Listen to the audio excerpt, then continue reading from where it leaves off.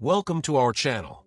Today we journey into a forgotten history, unveiling the colossal Great Walls of West Africa.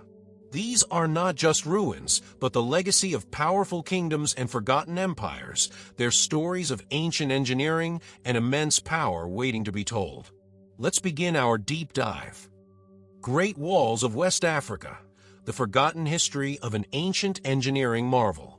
Part 1. Echoes of Ancient Builders, the Dawn of West African Fortifications.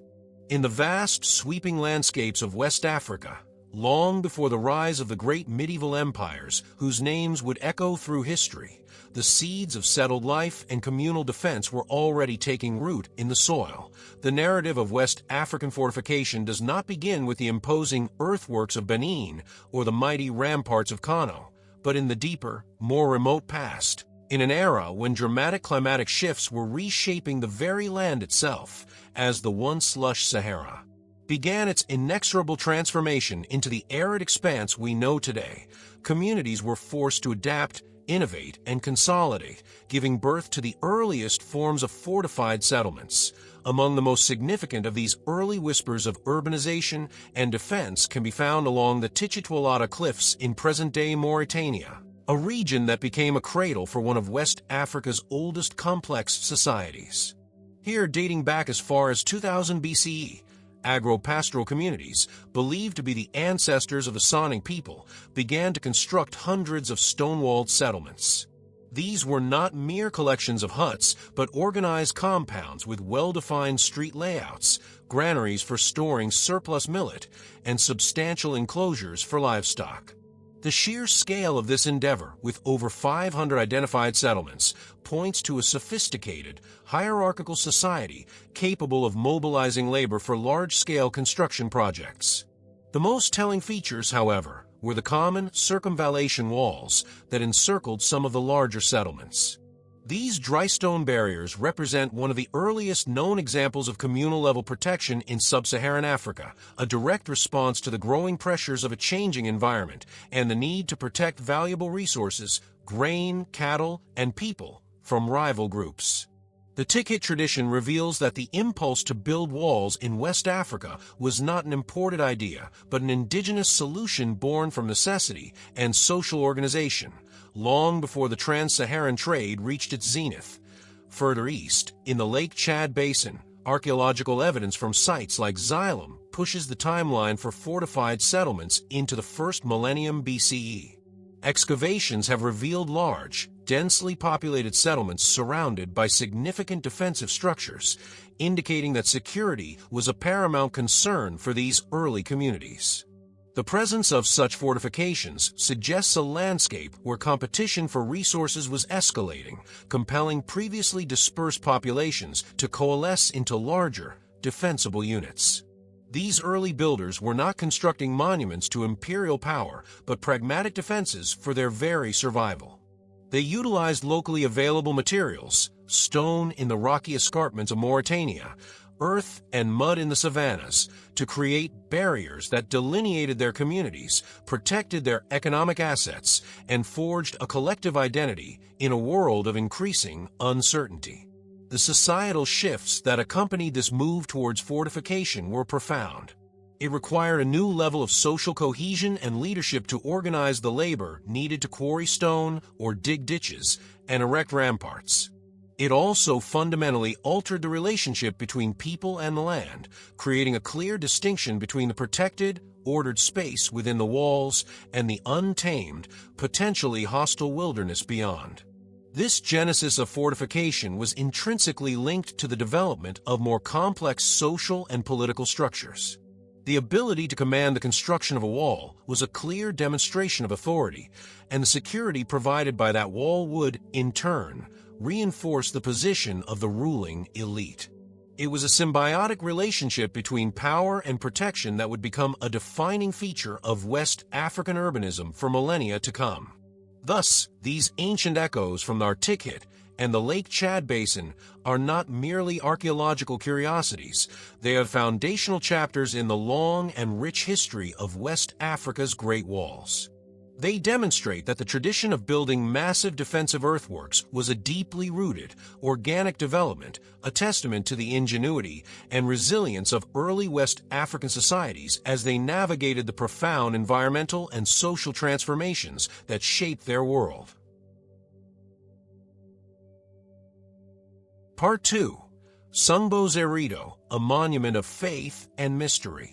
Hidden deep within the lush rainforests of southwestern Nigeria, shrouded in a verdant canopy that has protected its secrets for centuries, lies a monument of staggering scale and profound mystery.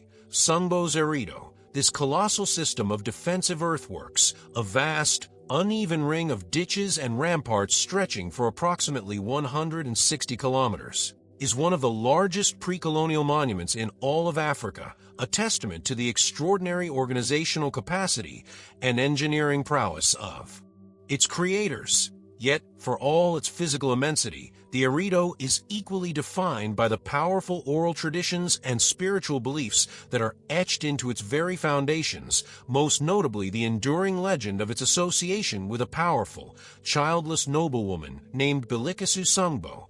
According to the rich mythology of the Ijibiruba people, it was this formidable matriarch who commanded the construction of this immense structure as a personal memorial. This narrative transforms the Eredo from a mere military fortification into a deeply personal and spiritual undertaking, a monument born of a ruler's desire for eternal remembrance.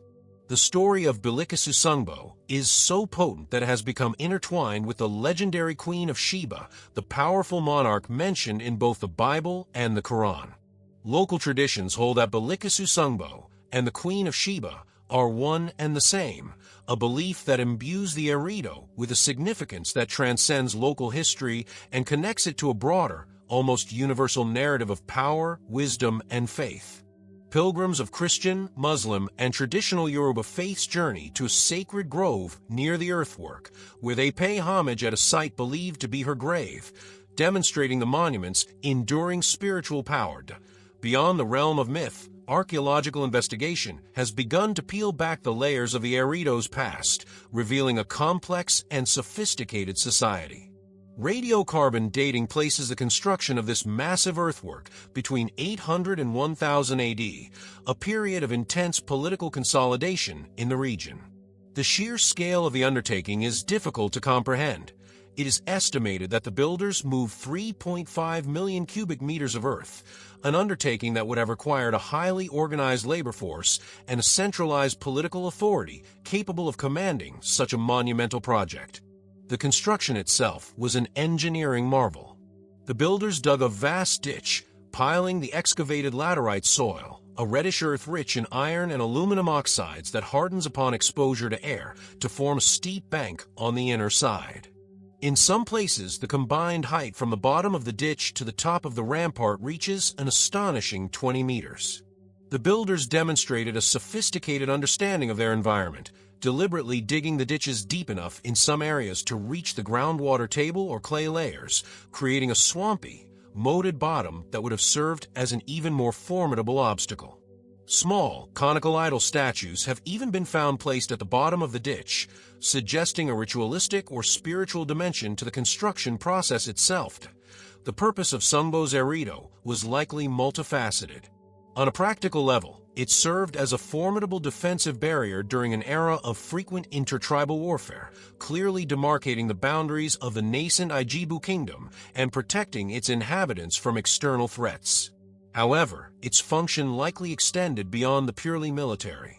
The act of enclosing a vast territory, an area larger than modern-day Greater London, was a powerful political statement, a means of unifying diverse communities under a single authority and forging a collective identity.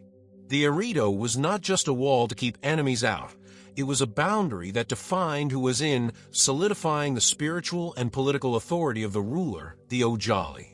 The very construction process, requiring immense communal effort, would have reinforced social cohesion and the hierarchical structure of the kingdom.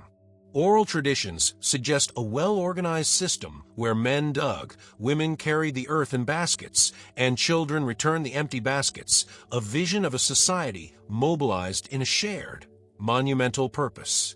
Today, Sambozerito stands as a silent, green testament to a forgotten era of African achievement, its steep walls now softened by centuries of forest growth, forming a green tunnel through the landscape.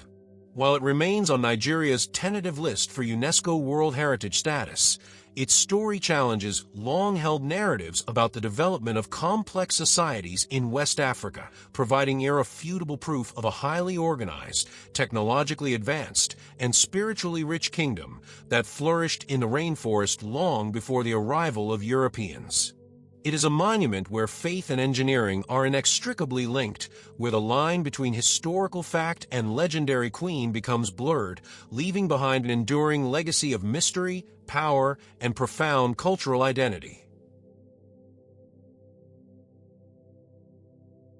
Part 3. The Great Walls of Benin, an urban masterpiece in the forest. In the dense rainforest belt of what is now southern Nigeria, the Kingdom of Benin forged not just an empire renowned for its exquisite bronze and ivory artworks, but also one of the most extensive and sophisticated urban environments in pre-colonial Africa. At the heart of this achievement was a monumental network of defensive earthworks, known collectively as the Great Walls of Benin, or Aya. A feat of engineering so vast that it has been described as the world's largest earthwork carried out prior to the mechanical era. The sheer scale of this project, estimated to have extended for some 16,000 kilometers, dwarfed even the Great Wall of China in total length, representing a staggering investment of human labor and a profound statement of imperial power and societal organization. The construction of these walls was a centuries-long endeavor, beginning around 800 AD and continuing in phases until the mid-15th century. The system was not a single continuous barrier, but a complex mosaic of more than 500 interconnected settlement boundaries, an intricate web of moats and ramparts that enclosed not only the capital, Benin City, but also numerous towns and villages, covering a staggering 6,500 square kilometers. This was more than just a defensive ring. It was the very blueprint of the kingdom's social and political landscape, an architectural manifestation of a highly structured and centralized state. The method of construction was a marvel of ingenuity and brute force. Laborers, using only basic tools, excavated massive ditches, some reaching depths of 20 meters, and piled the excavated earth to form towering inner ramparts. The result was a formidable defensive structure, a steep bank that would have been incredibly difficult for any invading force to scale, often planted with thorny vegetation to create an even more impassable barrier. The initial impetus for this monumental undertaking is credited to Oba Aguila in the late 13th century, who ordered the digging of the first moats around the capital. However, it was the visionary warrior king Oba Uwere the Great in the mid-15th century who massively expanded and consolidated the system. He extended the moats, built great thoroughfares, and erected 9 fortified gateways that controlled all access to the capital, transforming the city into a veritable fortress. The walls of Benin were the physical embodiment of a sophisticated concept of urban planning. Early European visitors were astonished by what they found. Contrary to their expectations of African cities, they encountered a metropolis laid out with a remarkable sense of order and scale. A Portuguese captain in the 17th century, Lourenço Pinto, described Great Benin as being larger than Lisbon, with streets running straight as far as the eye could see. The Dutch visitor Alfred Dapper noted the city's 30 broad, straight streets, some 120 feet wide, laid out in a grid-like pattern at right angles to each other. This rational layout was no accident. Scholars like ethnomathematician Ron Eglash have argued that Benin City's design was based on careful rules of symmetry and proportionality, using a form of fractal mathematics that was unknown to Europeans at the time. The walls served multiple functions that went far beyond military defense. The inner wall, the most massive, clearly delineated the sacred precinct of the Oba, separating the royal court and the residences of the powerful guilds of artisans, the bronze casters, ivory carvers, and weavers, from the rest of the populace. The outer walls enclosed the domains of influential chiefs and the broader population.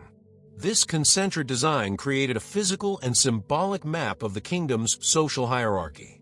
The gates were not just defensive strongpoints, but also economic control centers, where tolls were collected from merchants and travelers, regulating the flow of goods and people into the thriving capital.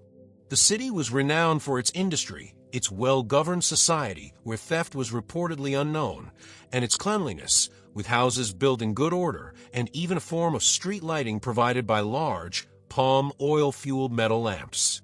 The tragic end of this magnificent urban masterpiece came in 1897 with the British punitive expedition.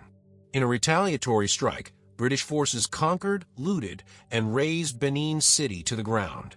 The Great Walls were systematically dismantled, their earthen ramparts quarried for building materials in the construction of the new colonial city. Today, only scattered remnants of this once vast network survive, often appearing as green, ditch-like depressions snaking through the modern urban landscape of Benin City, a faint echo of what was arguably the largest single archaeological phenomenon on the planet. The lost walls of Benin remain a poignant symbol of a sophisticated African civilization, a testament to its engineering genius, its advanced urban planning, and the immense cultural loss inflicted by colonial conquest. Part 4. Kano's enduring ramparts, a bastion of trade and Islamic scholarship. In the heart of the Hausa-land savanna, where the southern edge of the Sahara bleeds into the fertile plains of northern Nigeria, the ancient city of Kano rose to become a formidable nexus of commerce, faith, and power. Unlike the forest kingdoms to the south, Kano's strength was forged not in the dense jungle, but in the crucible of the trans-Saharan trade, and its enduring symbol is the vast, formidable circuit of mud walls that have encircled the city for nearly a millennium. These ramparts, described by a stunned Sir Frederick Lugard in 1903 as something he had never seen or even imagined anything like in Africa, were far more than a simple defensive measure. They were the physical embodiment of Kano's economic might and its burgeoning identity as a major center of Islamic civilization in West Africa. The story of Kano's walls begins in the late 11th century with their foundation laid by Sarki Jijamasu between 1095 and 1134. This monumental undertaking evolved over centuries, being completed in the mid-14th century and significantly expanded and reinforced in the 16th century to accommodate the city's growing prosperity and population. Made from laterite, a local reddish soil, mixed with clay and other binding materials, the walls were a masterpiece of traditional engineering. At their peak, they stood an imposing 30 to 50 feet high and were up to 40 feet thick at the base, stretching for over 14 kilometers and enclosing a vast area that included the foundational Dala Hill, the bustling Kurmi Market, and the Emir's Palace. Pierced by a series of fortified gates, each with its own name and guardian, Sark and Kofa, the walls were the city's first and most crucial line of defense against rival house estates, nomadic raiders, and later, imperial forces. But the true significance of Kano's walls lies in their inseparable connection to the city's role as a commercial powerhouse. Kano's strategic location made it a vital southern terminus for the great caravans that traversed the Sahara, linking the Mediterranean world with the rich resources of sub-Saharan Africa. The security provided by the walls was the bedrock upon which this commercial empire was built. Within their protective embrace, the Kurmi Market, one of the oldest and largest in Africa, thrived as a vibrant international emporium.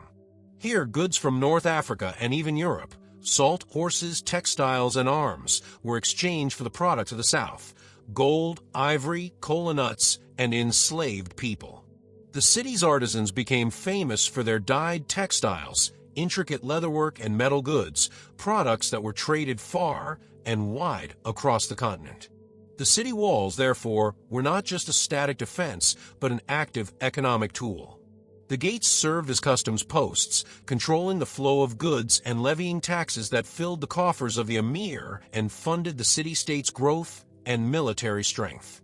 The confidence and security that the ramparts provided attracted merchants, scholars, and craftsmen from across the Islamic world, transforming Kano into a cosmopolitan and prosperous metropolis. Parallel to its commercial ascendancy was Kano's development into a preeminent center of Islamic scholarship, rivaling even the legendary city of Timbuktu.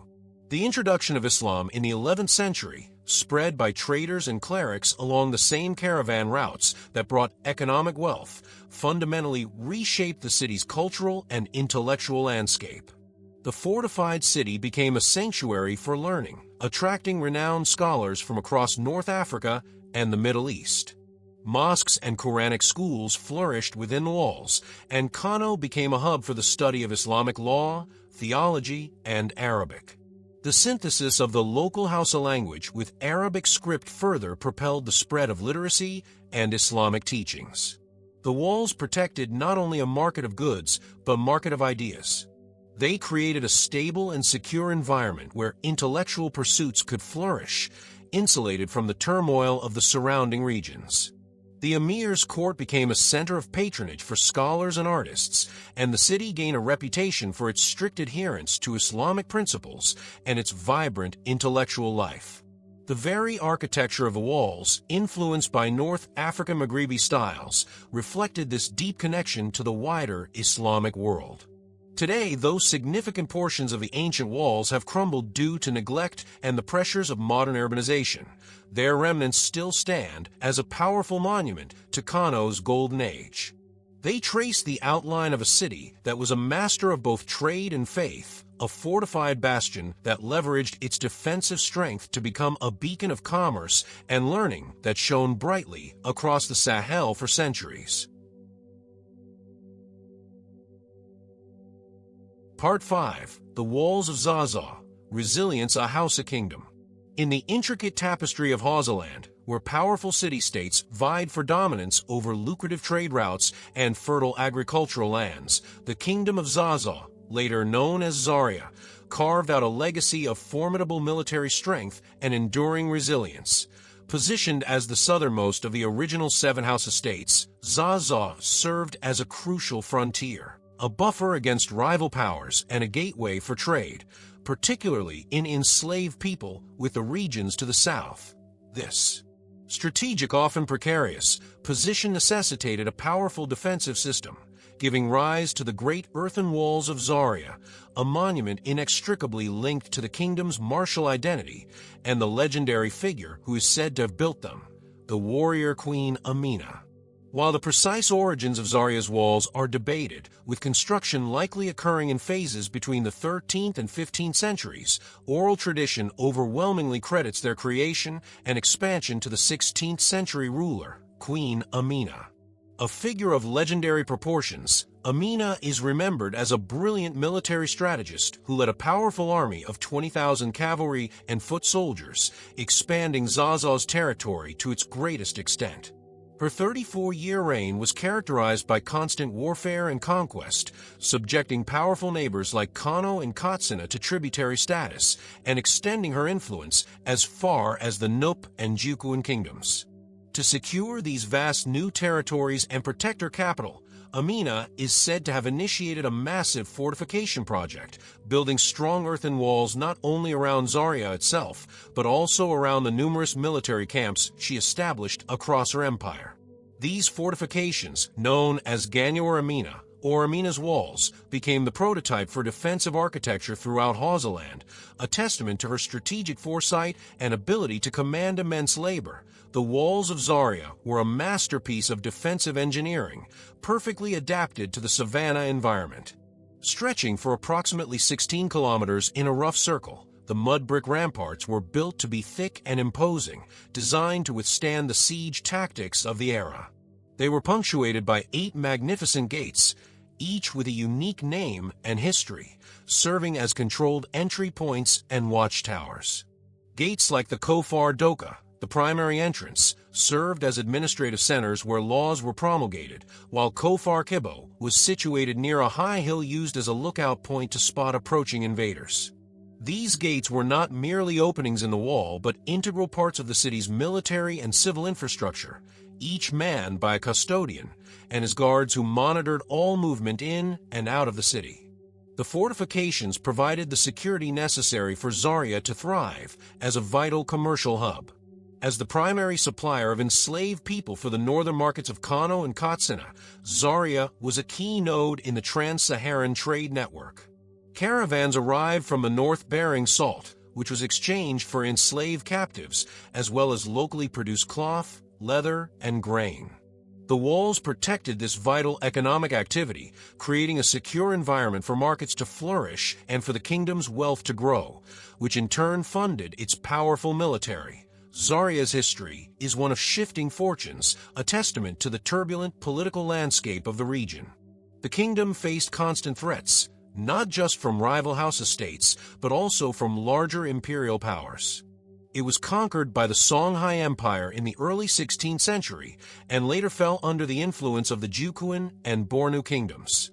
Throughout these periods of subjugation and resurgence, the walls remained a crucial asset, a symbol of the kingdom's identity and its capacity for resistance and self-preservation. Even after the Fulani Jihad of the early 19th century transformed the Hausa kingdom into the Zaria Emirate under the Sokoto Caliphate, the walls continued to define the city's physical and political boundaries. Today, much like the other great walls of West Africa, the ancient ramparts of Zaria are in a state of decay, eroded by time and encroached upon by the expansion of the modern city. Yet the remaining sections still stand majestically, a powerful reminder of Zaza's storied past.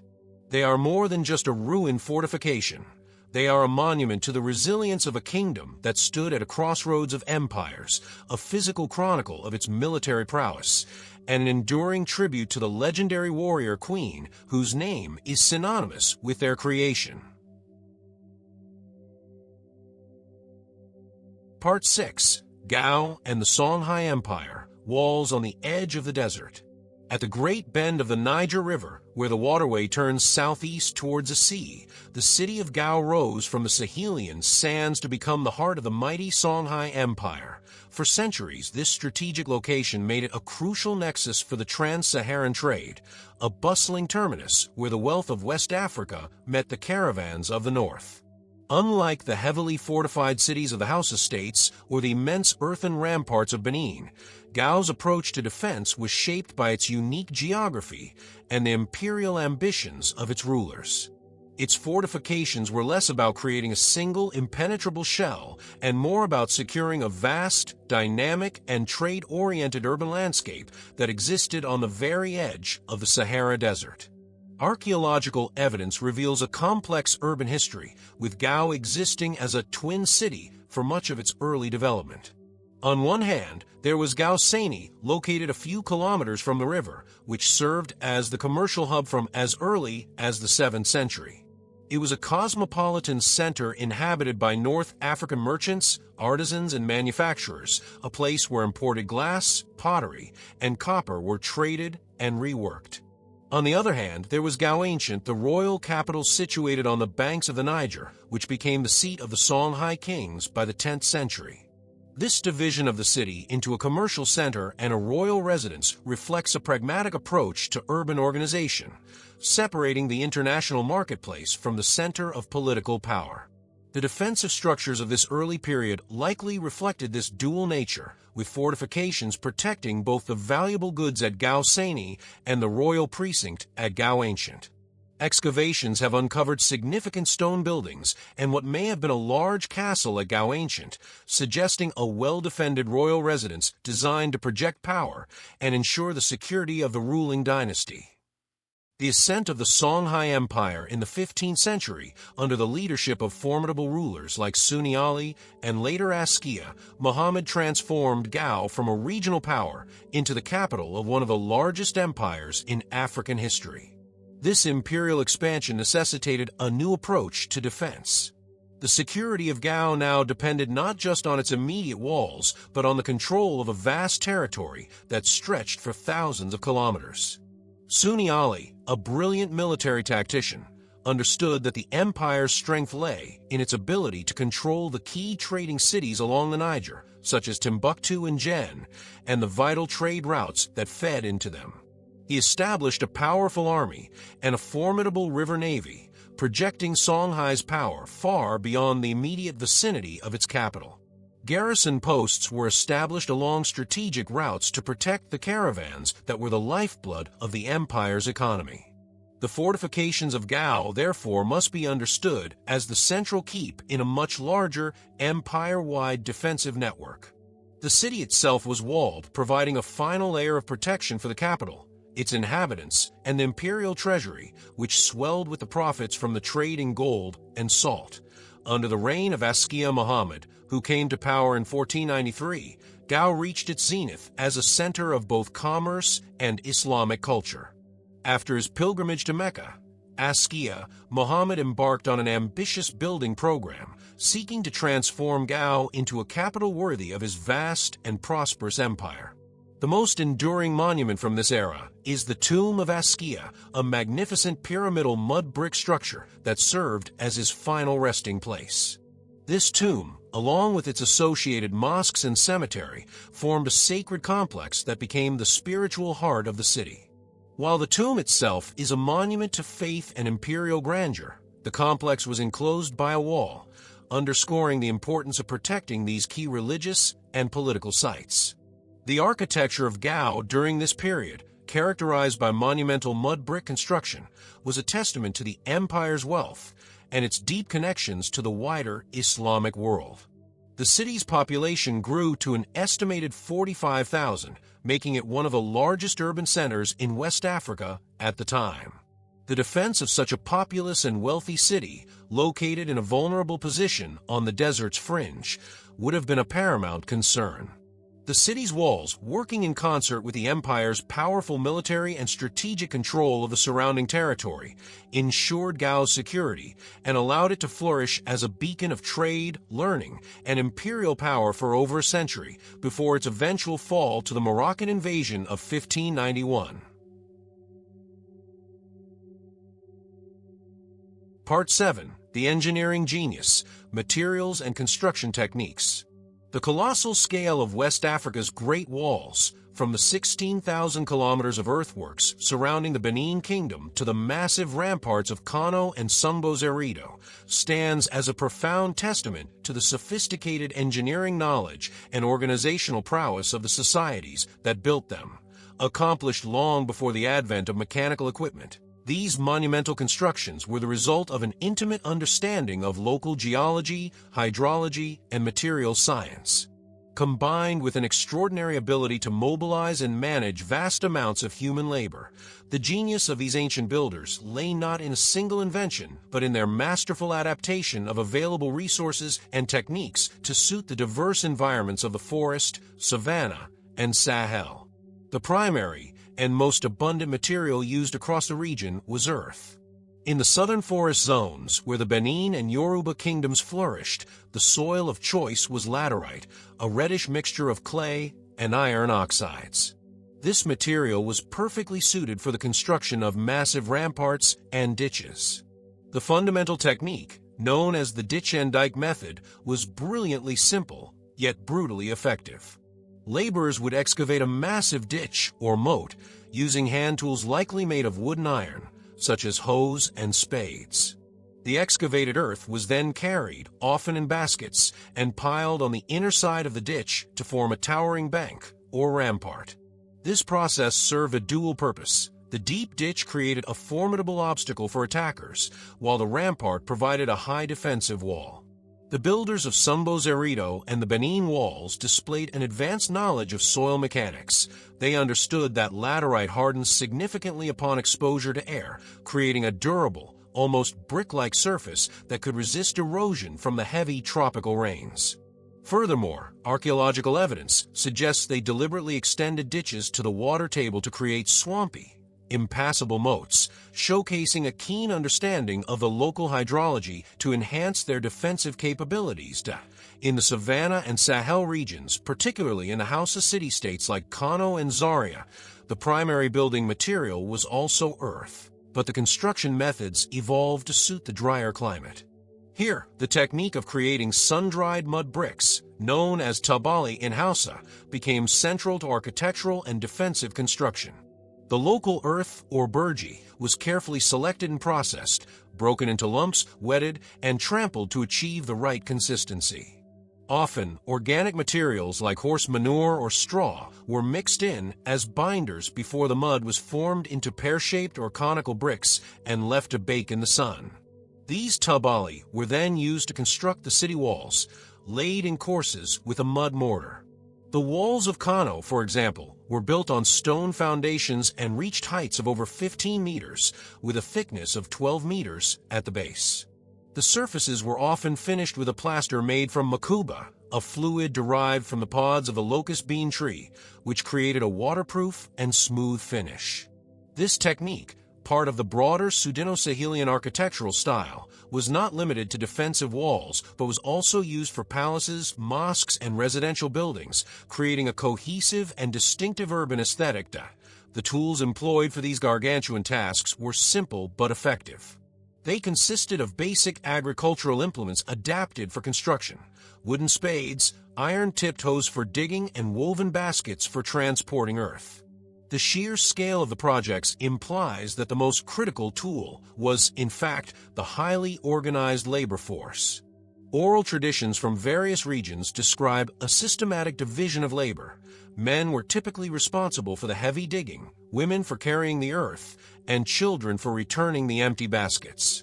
This system, replicated millions of times over, demonstrates the existence of a powerful central authority capable of conscripting, organizing, and sustaining a workforce of thousands, possibly for decades or even centuries. The construction was not a haphazard affair, but a meticulously planned and managed civil engineering project. The consistent profiles of the ditches and the uniform heights of the ramparts over many kilometers point to a sophisticated level of surveying and project management. In the Sahel, the architecture also featured large wooden support beams jutting out from the walls of major structures. While providing structural support, these beams also served as permanent scaffolding, allowing for the regular replastering of the mud walls, an essential maintenance activity that often involved the entire community. This fusion of material science, hydraulic engineering, and immense human coordination, all achieved with the simplest of tools, reveals the true genius behind West Africa's Great Walls. They were not merely piles of dirt, but carefully engineered systems, monuments of human ingenuity that transformed the very landscape to meet the needs of security, governance, and identity. Part 8. Life within the walls, social structures and daily routines in fortified cities. The Great Walls of West Africa were far more than inert defensive barriers. They were the living, breathing skin of the complex urban societies they enclosed, shaping every facet of human existence from the moment of birth to the final funerary rites. To live within these ramparts was to be part of a highly ordered, stratified, and interconnected world. A stark contrast to the less structured life of the rural villages and the untamed wilderness beyond. Daily life was a vibrant tapestry, woven from threads of rigid social hierarchy, bustling commerce, deep-seated religious belief, and a shared sense of security and identity. At the very heart of these fortified cities, both geographically and politically, was the ruler, the Oba in Benin, the Emir in Kano, whose palace was a sprawling, often walled complex in its own right, a city within a city. This royal precinct was the nucleus of power, a place of awe and reverence from which all authority radiated. 2. The Oba of Benin, for instance, was considered a divine figure, the supreme political, judicial, and spiritual leader of his people, and his palace was the epicenter of a complex bureaucracy and state cults. 3. For life for the elite revolve around this center of power. Nobles, hereditary chiefs, palace officials, and high priests resided in grand compounds arranged in a hierarchy of proximity to the monarch, their physical closeness to the king a clear indicator of their social standing. 5. This rigid stratification was architecturally encoded into the very layout of cities like Benin, where series of concentric walls separated the sacred space of the Oba and his court from the quarters of the chiefs, and then again from the common populace. 6. It was a society where one's place was known and visibly demarcated. For the majority of the urban population, daily life unfolded in a rhythm dictated by craft and commerce. The security afforded by the walls nurtured a vibrant and highly specialized economy, with artisans and merchants forming the city's bustling middle class. Many cities were organized into distinct wards or quarters based on kinship and, crucially, on occupation. 7 in Benin, craftsmen were organized into a sophisticated guild system with associations for ivory carvers, woodworkers, leatherworkers, and most famously, the Igan, the Royal Guild of Bronze Casters. 3. These guilds, often numbering over 40, worked almost exclusively for the Oba, creating the intricate plaques and sculptures that recorded the kingdom's history and glorified its rulers. 5. 9. Membership in a guild provided not just economic security, but also social status and a powerful sense of community identity. 10. Similarly, in Kano, the area within the walls was a hive of industry, famous for its deep blue textiles produced in the city's ancient dye pits and its high-quality leather goods, which were traded across the Sahara. The daily routine began early, with the sounds of hammers on metal, the rhythmic clatter of looms, and the murmur of Quranic schools echoing through the narrow streets. The city was a place of professional identity, where one's trade was a core part of their being. The social and economic heart of the city was the marketplace. 11. Kano's Kormi Market, one of the oldest and largest in Africa, was a sprawling, cosmopolitan emporium situated within the protective embrace of the walls. 1. 12. Here, the daily routine was a chaotic, sensory symphony of bartering voices, the smell of spices and cooking food, and the sight of goods from across the continent and beyond. 11 villagers from the surrounding farmlands would bring in yams, grains, and livestock, while long-distance caravans arrived bearing salt from the Sahara and textiles from North Africa, to be exchanged for local manufactures. 1. 5. The market was more than a place of commerce. It was the city's primary social forum, a place to exchange news, arrange marriages, and settle disputes. 13. It was a melting pot where diverse peoples and ideas met under the watchful eyes of market officials, who ensured fair trade and order. Law and order were institutionalized aspects of city life.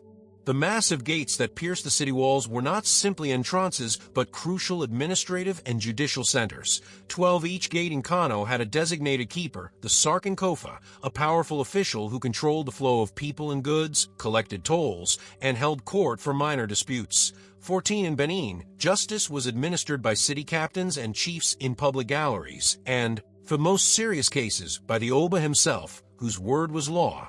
4. 15 early European visitors were struck by the apparent security and order, with one 17th-century report on Benin noting it was so well governed that theft was unknown, and people lived in such security they had no doors to their houses. 15. This sense of order was deeply intertwined with religion, which permeated every aspect of daily life. 16. In the Islamic city of Kano, the day was structured around the 5 calls to prayer emanating from the central mosque. In animist Benin, daily routines were shaped by rituals and reverence for a pantheon of gods and the spirits of ancestors, whose presence was a constant guiding force. 17. Life within the walls was a complete, self-contained universe, a world of structure, specialization, and collective identity forged in the crucible of the fortified city. Part 9. The Economic Imperative. Walls as engines of trade and control. The Great Walls of West Africa were born from a need for security, but their enduring legacy was equally forged in the crucible of commerce. These monumental earthworks were far more than passive military structures. They were the fundamental infrastructure of the pre-colonial political economy, actively shaping and supercharging the commercial life of the kingdoms they protected. They functioned as a vast, state-level economic tool that concentrated wealth, controlled the flow of goods, and provided the critical stability necessary for complex markets and specialized industries to flourish. The walls were, in essence, the membrane through which the economic lifeblood of the state was filtered, taxed, and secured, transforming cities like Kano and Benin from mere population centers into formidable engines of regional and international trade. The most direct economic function of the walls was exercised at their gates. These fortified portals were not simply defensive choke points, but sophisticated customs and taxation posts. In the Hausa city-states, a complex system of tolls and tariffs was levied on all goods passing through. A specific tax, the jangali, was collected on livestock being brought to market, while caravans laden with salt from the Sahara, textiles from North Africa, or kola, nuts from southern forests, were required to pay a portion of their goods as a duty to the emir. This revenue was the lifeblood of the state, funding the ruler's court, paying for the professional soldiery that manned the ramparts, and financing the maintenance and expansion of the walls themselves. The gatekeepers, or Sark and Kofa, were therefore powerful and wealthy officials, controlling access to the city's economic heart and ensuring the treasury remained full. This system transformed the walls from a costly defensive expenditure into a self-financing, revenue-generating asset, a direct investment in the state's fiscal power. Within the protective embrace of the ramparts, a zone of unparalleled security was created, and it was this security that served as the ultimate catalyst for economic development. The great markets, such as the Kormi market in Kano or the bustling trade centers in Benin, could only function on such a large scale because of the peace guaranteed by the walls. Merchants undertaking perilous, months-long journeys across the Sahara or through the dense forests knew that upon reaching the city gates, their goods and their lives would be safe from bandits and raiders. This assurance attracted traders from thousands of kilometers away, turning these fortified cities into cosmopolitan hubs of international commerce. The walls created a stable environment where complex financial transactions, credit systems, and long-term business relationships could be established and maintained. They allowed for the accumulation of capital and the storage of vast quantities of goods, which would have been impossible in a less secure setting. The city became a giant, fortified warehouse and marketplace, its walls a promise of order and predictability in a frequently turbulent world. Furthermore, the walls protected not just merchants, but the very means of production. In Benin, the royal guilds of bronze casters, ivory carvers, and weavers operated within the city's inner walls, their workshops and valuable raw materials shielded from external threats. This security allowed for the development of highly specialized, hereditary craft skills passed down through generations, leading to the creation of the masterpieces of art that brought the kingdom fame and wealth. The walls protected this intellectual and artistic capital as much as they did physical goods. Similarly, the enclosed space often included strategic resources essential for the city's survival and economic independence. The vast, sprawling network of the Benin walls, for example, enclosed not just the city proper, but also extensive tracts of agricultural land and palm groves. This brilliant piece of strategic planning ensured that the capital had a secure and uninterrupted supply of food and essential resources like palm oil, even in the event of a prolonged siege. The city was not merely a defensible fortress, but a self-sufficient economic and agricultural unit capable of sustaining its population and its industries from within its own boundaries. Ultimately, the walls served as a powerful physical statement of a city's economic might and reliability. They were a giant advertisement of its stability, wealth, and power. For a trans-Saharan merchant, the sight of Kano's towering 50-foot ramparts on the horizon after a long desert crossing was a clear signal that he had arrived at a major center of civilization, a place where business could be conducted safely and profitably. The sheer scale of the investment in their construction projected an image of permanence and authority that inspired confidence among traders and citizens alike. In this way, the Great Walls were an integral part of a sophisticated feedback loop. Security enabled commerce, commerce generated wealth, and wealth was reinvested in the walls that provided the security, creating a cycle of prosperity and power that defined the golden age of these West African kingdoms. Part 10. A Tapestry of Sieges, Warfare and the Evolution of Defenses. The history of West Africa's Great Walls is a history written in conflict, a chronicle of attack and defense that drove a relentless cycle of military innovation. These earthen ramparts and deep moats were not static monuments, but dynamic military technologies, constantly being tested, breached, and improved in response to the ever-evolving tactics of siege warfare. The very existence of such colossal fortifications speaks to an environment of intense competition and frequent warfare, where the ability to withstand a prolonged siege was the ultimate measure of a kingdom's strength and resilience. From the interstate rivalries of the House of Kingdoms to the imperial ambitions of Songhai and the internal power struggles of the Yoruba, the walls stood as the silent arbiters of victory and defeat, their designs shaped by centuries of bloody experience. Early siege warfare in the region was often a contest of attrition and psychological pressure. An attacking army would typically surround a walled city, cutting off its access to outlying farms and trade routes, hoping to starve the inhabitants into submission. The primary defensive advantage of the walls was their ability to counter this strategy. The vast areas enclosed, as seen in Benin and Zaria, often contained their own farms, water sources, and granaries, making the cities self-sufficient for extended periods. The sheer height and steepness of the ramparts, like those of Sungbo's Erido, were designed to thwart direct assaults.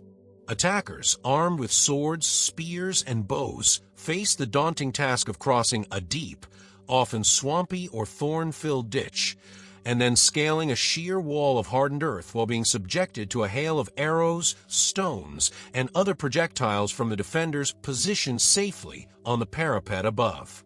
The fortified gates, with their massive wooden doors and flanking towers, were the strongest points and naturally became the focus of many attacks, leading to fierce, concentrated battles for control of these vital entryways. The introduction and proliferation of cavalry, particularly in the savanna regions of Hausaland, dramatically altered the dynamics of warfare and, consequently, the design of city defenses. The armies of powerful states like Kano, Katsina, and Zaza boasted formidable cavalry forces whose speed and shock value were devastating in open-field battles. However, these horsemen were largely ineffective against a well-defended wall. The deep moats were impassable to horses, and the high ramparts nullified the advantage of a mounted charge. In response, siege tactics evolved. Attackers would often employ large numbers of infantry, sometimes composed of enslaved captives, to try and fill sections of the moat with earth, or would to create a causeway for an assault. Another common tactic was the use of fire. Attackers would shoot flaming arrows over the walls, hoping to ignite the thatched roofs of the houses within and create panic and chaos that could be exploited. To counter these threats, defenders developed more sophisticated gatehouse designs, creating bent entrances and inner and outer gates that would trap attackers in a killing zone. The walls themselves were constantly thickened and heightened after major sieges revealed weaknesses, a process evident in the archaeological layers of Kano's ramparts, which show clear evidence of multiple phases of expansion and reinforcement, particularly during the 15th and 16th centuries when interstate warfare in Hausaland was at its peak. A significant turning point in the history of West African fortifications was the introduction of firearms by European traders and North African armies. While the early arquebus and muskets were slow to load and often unreliable, the eventual arrival of cannons fundamentally challenged the dominance of the traditional earthen wall. The Moroccan invasion of the Songhai Empire in 1591, which saw the use of firearms to devastating effect at the Battle of Tondabai, signaled a new era in military technology. Although cannons were not widely adopted by the indigenous states for siege purposes for some time due to their cost and the difficulty of transporting them, their potential was clear. An earthen wall, while effective against arrows and cavalry, was vulnerable to sustained artillery bombardment.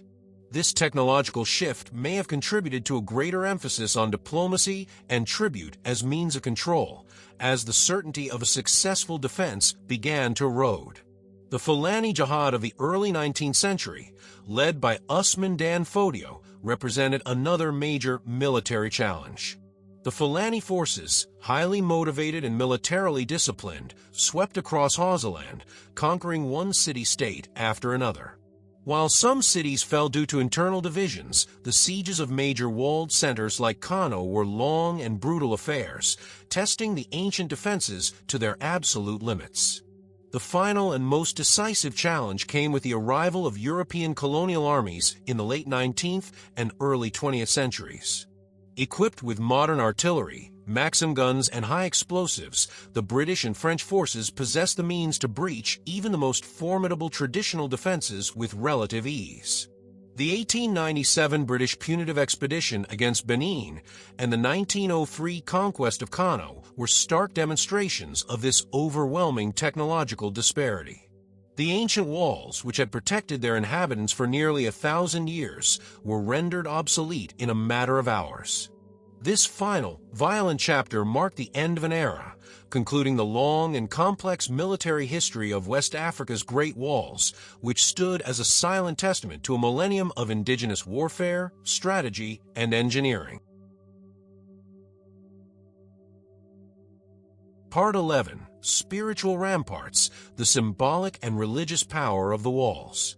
Beyond their imposing physical presence and their undeniable military and economic functions, the Great Walls of West Africa were imbued with a profound spiritual and symbolic power. They were not merely constructions of earth and labor, but sacred boundaries that separated the ordered, civilized world of the community from the chaotic, untamed forces of the wilderness and the supernatural realm.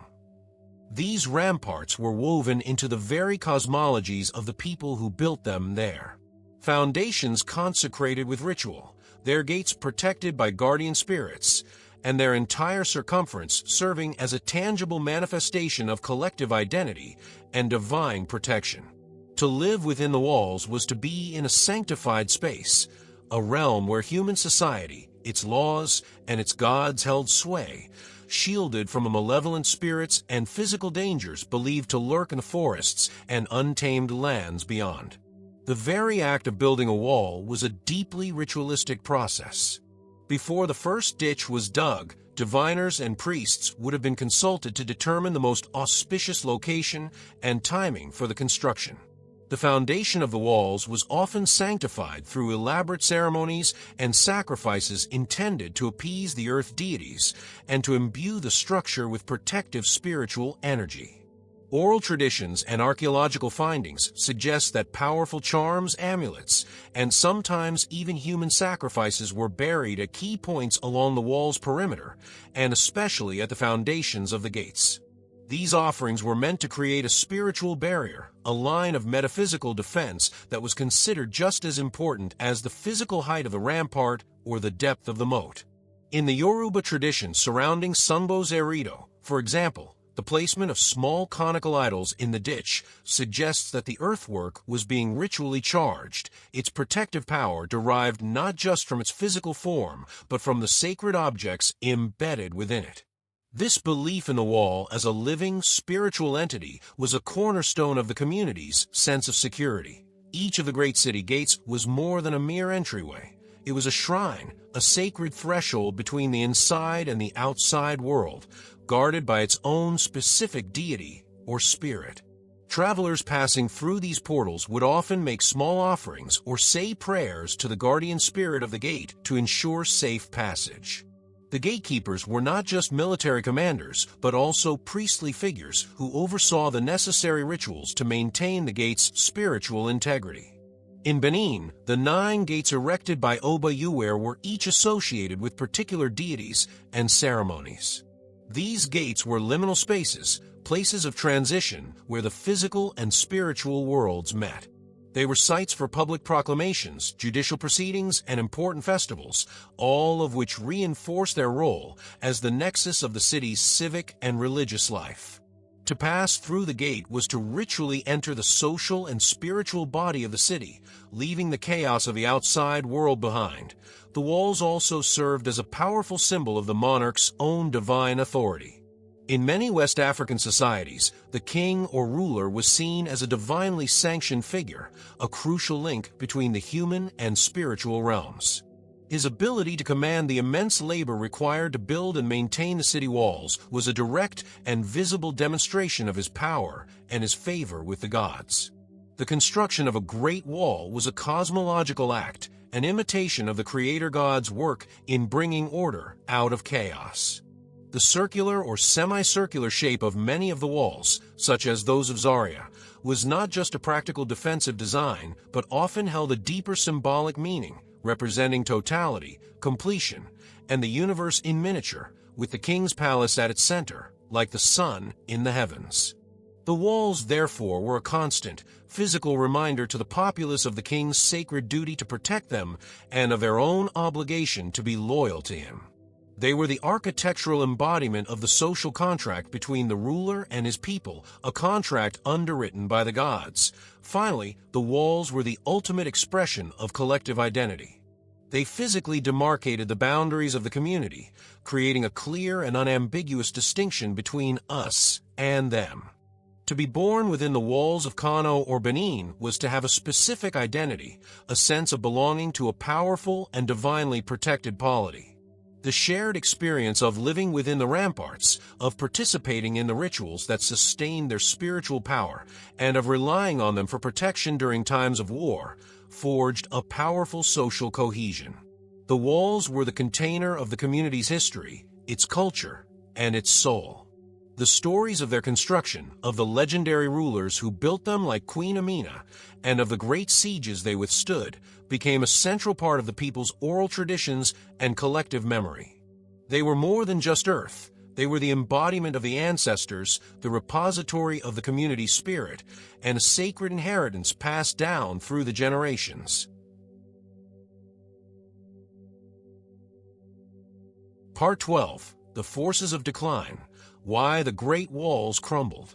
The Great Walls of West Africa, which had defined the physical and political landscapes of a region for a millennium, did not fall in a single cataclysmic event.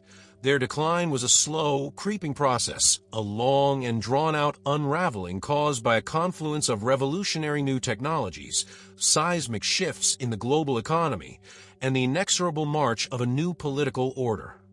Like the earthen ramparts themselves, their power was eroded gradually, weathered by forces far more relentless than the seasonal rains, until they were left as skeletal remains, poignant relics of a bygone era of indigenous power. The first and most decisive blow to the supremacy of the Great Walls was the revolution in military technology. For centuries, these fortifications had been the masters of the battlefield, their deep moats and towering ramparts an effective answer to the threats of cavalry and infantry. This ancient strategic calculus was rendered utterly obsolete by the arrival of European gunpowder weapons, particularly artillery. While firearms had been present in West Africa for some time, the cannons brought by colonial armies in the late 19th century were a force of a different magnitude. The British punitive expedition of 1897 against Benin City was a brutal demonstration of this new reality. The city's vast and complex network of walls, which had secured the kingdom for centuries, offered little resistance to modern high-explosive shells. Similarly, in 1903, the British conquest of Kano, a city that had once withstood a 16-month siege, was accomplished in a matter of hours. The formidable walls, some 50 feet high and 40 feet thick at the base, were breached by artillery, and the city fell. This technological chasm marked the end of the wall as a viable military defense. The immense investment of labor and resources required to build and maintain them could no longer guarantee the security of the state, irrevocably breaking the ancient link between fortification and power. Concurrent with this military revolution was a fundamental reordering of the global economy that struck at the very heart of the wall's economic purpose. The prosperity of cities like Kano, Zaria, and Gao was built on their control of the trans-Saharan trade routes. They were the southern anchors of a vast network that funneled gold, salt, ivory, and enslaved people across the desert. The walls secured this wealth, and the wealth, in turn, paid for the walls. However, from the 15th century onwards, European maritime powers, particularly the Portuguese, began to establish trading posts along the West African coast. This initiated a slow but irreversible shift in the continent's commercial orientation from the northbound desert caravans to the southbound Atlantic Sea lanes.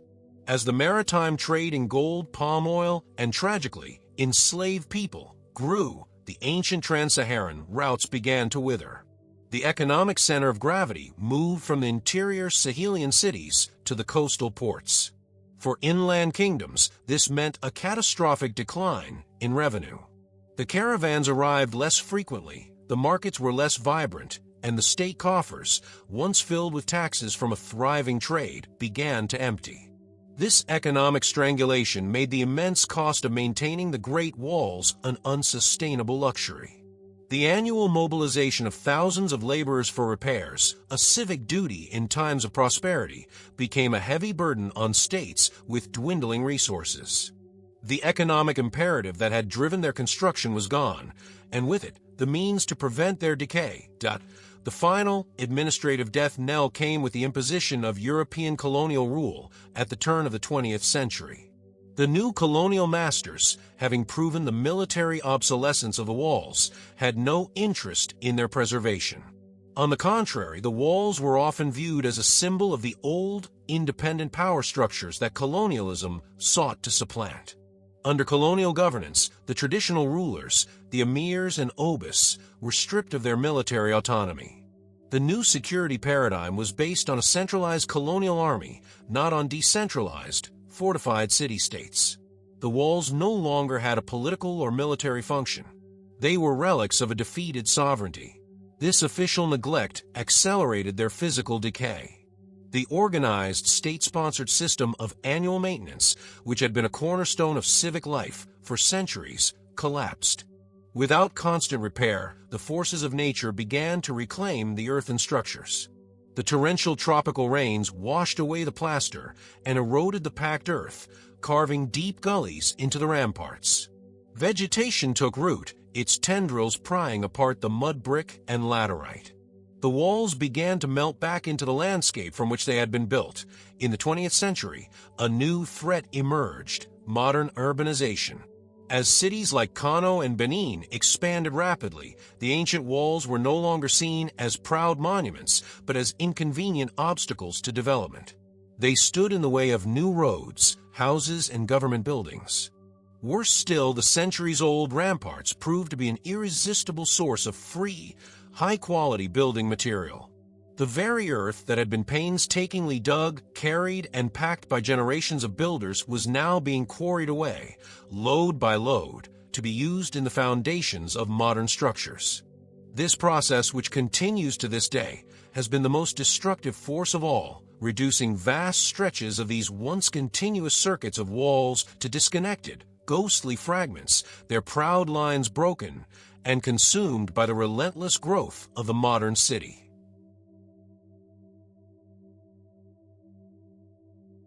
Part 13. Colonial Encounters, a New Era of Fortification and Ruin. The arrival of European colonial powers in West Africa marked a dramatic and violent turning point in the long history of the region's Great Walls.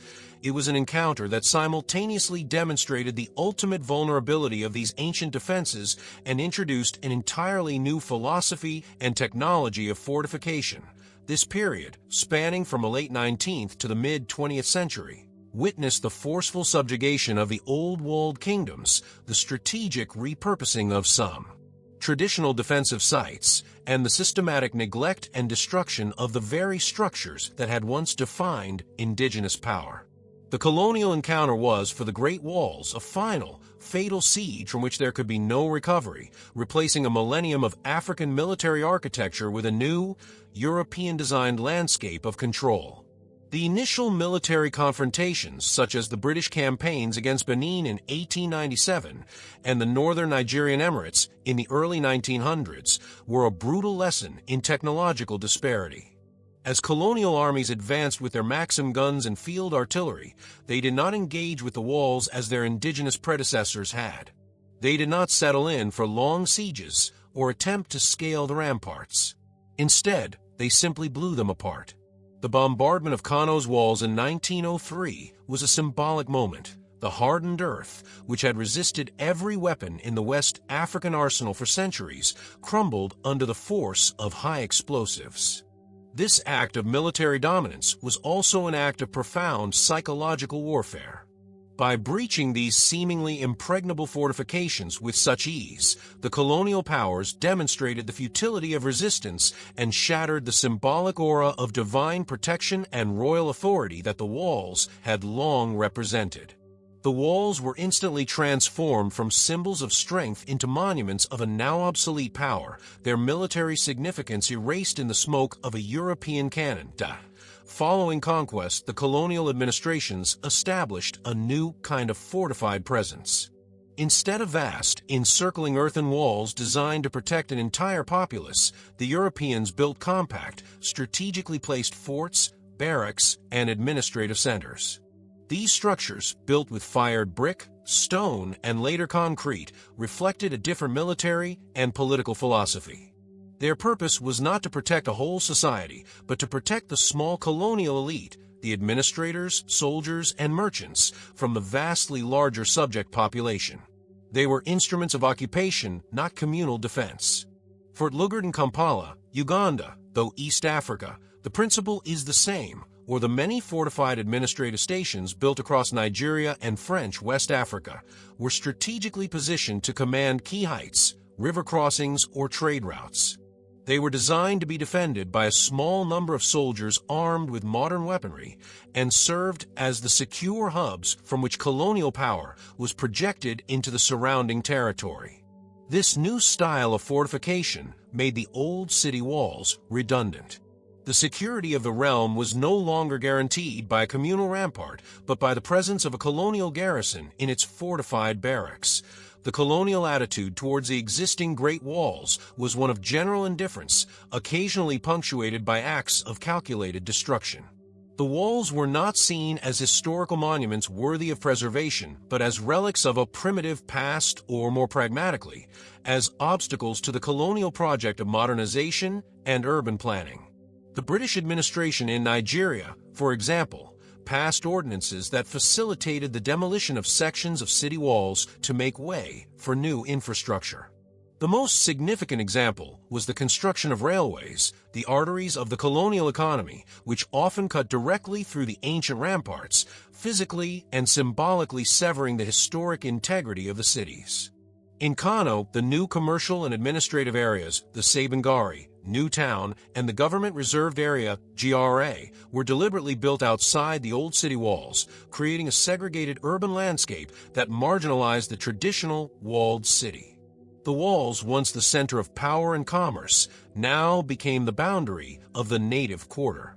Some sections were even officially sanctioned for use as a source of building materials. The very earth that had been consecrated and raised with immense communal effort was now treated as a public quarry, its value reduced to its utility as construction fill. In a few instances, the old walls were repurposed for colonial ends. Gates that had once served as centers of indigenous justice and commerce were sometimes converted into police posts or customs houses under the new administration. The existing structure of the gates provided a convenient and pre-built form of control, allowing the colonial authorities to co-opt the old symbols of power for their own purposes. However, these instances of reuse were rare and did not reflect a broader policy of preservation. For the most part, the colonial era was a period of catastrophic decline.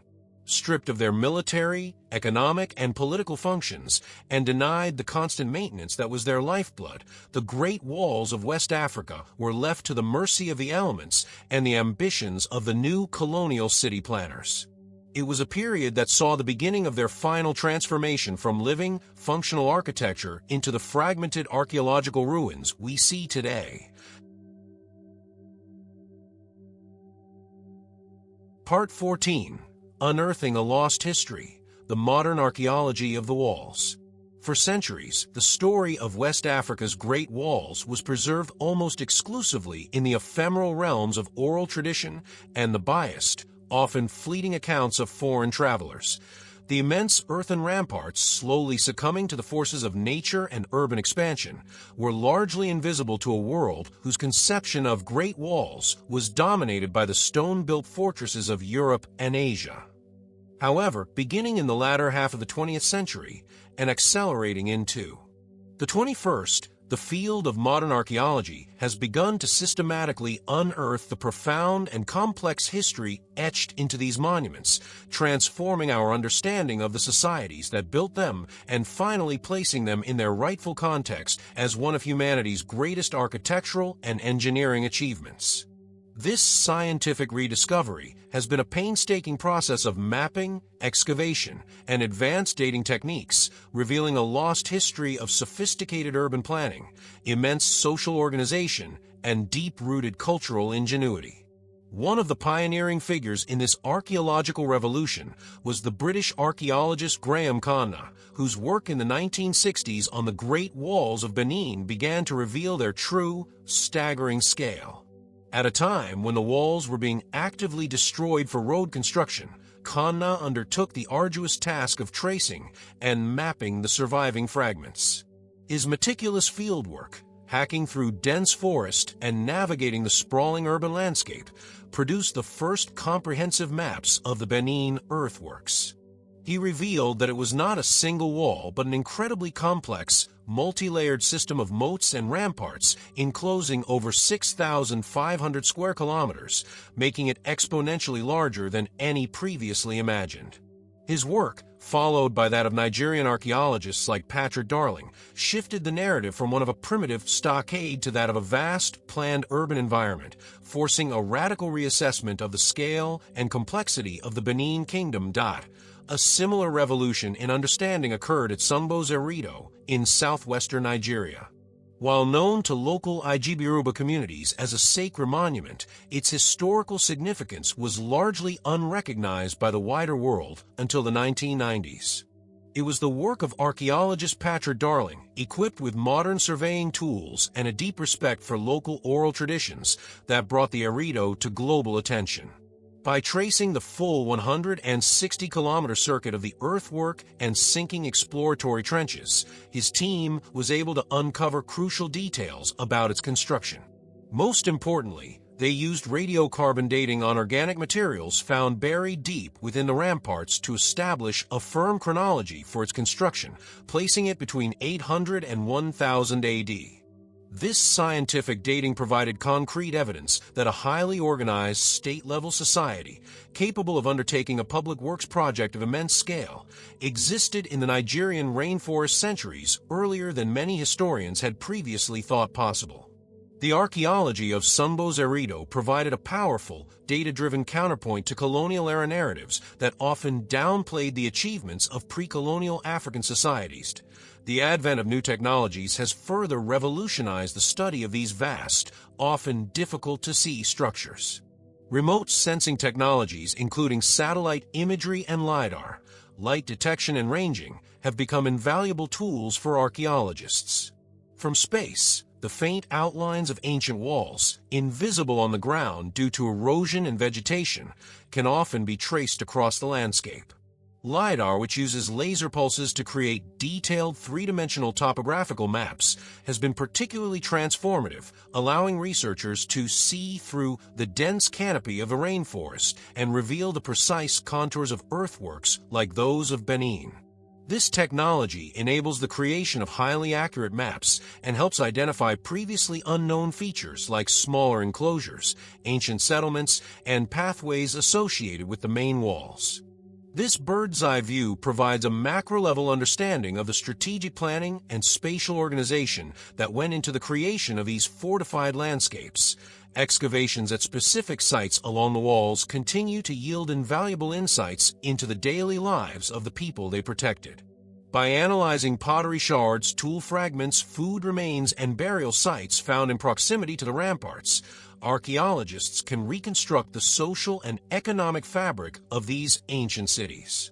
The study of the wall's construction, analyzing soil composition, layering, stratigraphy, and erosion patterns, reveals the sophisticated engineering knowledge of the builders.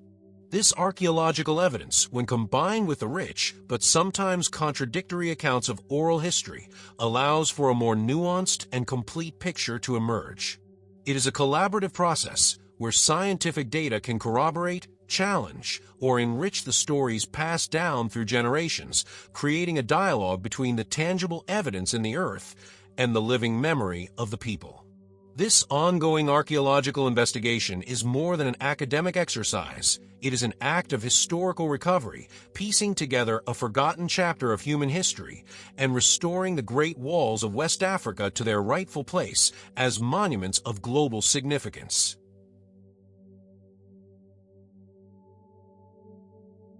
Part 15. The Lingering Legacy, the Walls in Modern West African Identity. Though vast stretches of West Africa's Great Walls have crumbled to dust or been swallowed by the relentless spread of modern cities, their legacy endures, not as military defenses, but as powerful and complex symbols woven into the fabric of contemporary cultural and political identity. These lingering earthen mounds and overgrown ditches are more than just archaeological curiosities. They are a tangible link to a pre-colonial past of indigenous power, ingenuity, and sovereignty. In an era defined by post-colonial nation-building and a search for authentic African narratives, the remnants of the Great Walls have become contested sites of memory, sources of immense pride, potent tools for tourism, and poignant reminders of the challenges of preserving a heritage that is literally being eroded by the pressures of the present. For many communities, the walls are the ultimate proof of a glorious and sophisticated past, a powerful counter-narrative to centuries of colonial historiography that often depicted pre-colonial Africa as static and lacking in major achievements.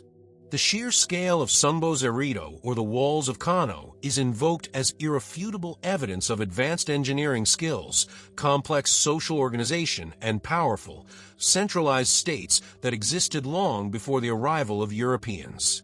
Political and cultural leaders frequently reference the walls in speeches and public ceremonies as symbols of their people's strength, resilience, and historical greatness. The legendary figures associated with their construction, such as Queen Amina of Zaria or Oba Uwere of Benin, have been elevated to the status of national heroes, their stories of ambition and power, embodied by the walls they built, serving as an inspiration for modern generations. The walls are a source of deep-seated pride, a physical anchor for a collective identity rooted in a history of self-determination and monumental achievement. This historical pride has increasingly been channeled into efforts to leverage the walls as a unique cultural and economic asset through tourism. Governments and local heritage organizations have begun to recognize the immense potential of these sites to attract international visitors and scholars. Nigeria has placed both Sumbo Zerito and the Benin Aya on its tentative list for UNESCO World Heritage status, a move aimed at securing international recognition, funding, and technical expertise for their preservation. The hope is to develop these sites into major tourist destinations, creating a heritage trail that can generate revenue and employment while educating the world about West Africa's rich history. This has led to new mapping projects, the creation of small museums, and the training of local guides who can share the oral histories associated with the fortifications. In Kano, sections of the ancient wall and some of its historic gates have been partially restored and are promoted as key attractions, offering a glimpse into the city's past as a great commercial and Islamic center. This push for tourism, however, brings its own challenges, requiring a delicate balance between providing access to visitors and protecting the fragile earthen structures from increased foot traffic and commercial development. The preservation of the walls is a monumental challenge that mirrors the broader struggles of modern West African nations. The same forces that led to their decline, urban expansion, lack of funding, and official neglect, continue to threaten the surviving remnants. As cities like Benin and Kano experience explosive population growth, the pressure on land is immense. The remaining sections of the walls are constantly being encroached upon by new housing, roads, and informal markets. Efforts to protect them often clash with the immediate needs of a growing populace for whom the historical significance of an old earthen mound may seem less important than a place to live or work. Furthermore, the technical expertise and financial resources required for the conservation of massive earthen structures are scarce. Unlike stone monuments, which are relatively stable, these walls require constant, specialized maintenance to protect them from erosion. National governments, often grappling with more pressing economic and social issues, have struggled to allocate the necessary funds for large-scale preservation projects. This has left much of the responsibility to underfunded local museums, academic institutions, and community groups who fight a constant uphill battle against decay and destruction. Despite these challenges, the Great Walls remain a powerful and living part of the cultural landscape. They feature in contemporary art, literature, and film, serving as a backdrop and a metaphor for struggles over land, memory, and identity. They are a physical reminder of the deep historical roots of the cities they once protected, their faint outlines in the urban grid tracing a map of a different time. For the descendants of the people who built them, they are more than just history. They are an inheritance. The spiritual power once believed to reside in their foundations and gates persists in local beliefs and rituals.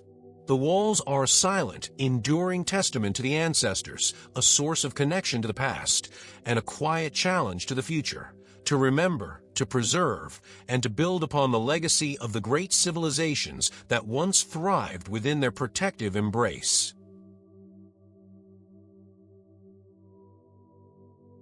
West Africa, Great Walls, African History, Archaeology, Ancient Engineering, Sumbo Zerito, Benin Walls, Kano Walls, Zaria, Queen Amina, Songhai Empire, Gao, Forgotten Empires, Pre-colonial Africa, Historical Documentary, African Kingdoms, Ancient Civilizations, Urban Planning, Military Architecture.